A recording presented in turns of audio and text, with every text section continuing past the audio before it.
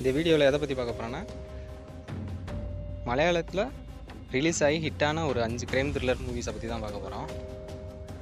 இது ஃபஸ்ட்டு படம் வந்து லூசிபர். இது வந்து 2019 ரிலீஸ் ஆகி கேரளத்தில் வந்து ஒரு நல்ல வரவேற்பை பெற்ற படம். ரெண்டாவது படம் வந்து ஜோசப்பு.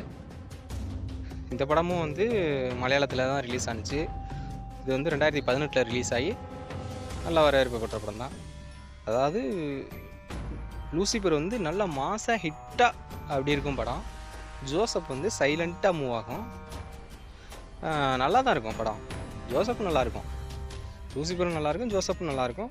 அடுத்து திருஷ்யத்தை பற்றி நம்ம சொல்லணும்னு ஒன்றும் அவசியம் பெருசாக இல்லை. ஏன்னா பாபநாசங்கிற தமிழில் கமலோட படம் ரிலீஸ் ஆகி எல்லாருக்கும் தெரியும். இந்த படத்தோட ரீமேக் தான் பாபநாசம். இதில் மோகன்லால் நடித்தது தான். மோகன்லால், மீனா இவங்க வந்து திருஷ்யம் 1.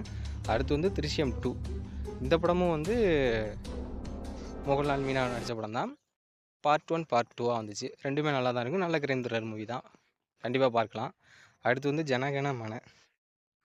இந்த படமும் வந்து கேரளத்தில் ரிலீஸ் ஆகி நல்ல வரவேற்பு பெற்ற படம் தான். இது வந்து 2022 ரிலீஸ் ஆகிருக்கு.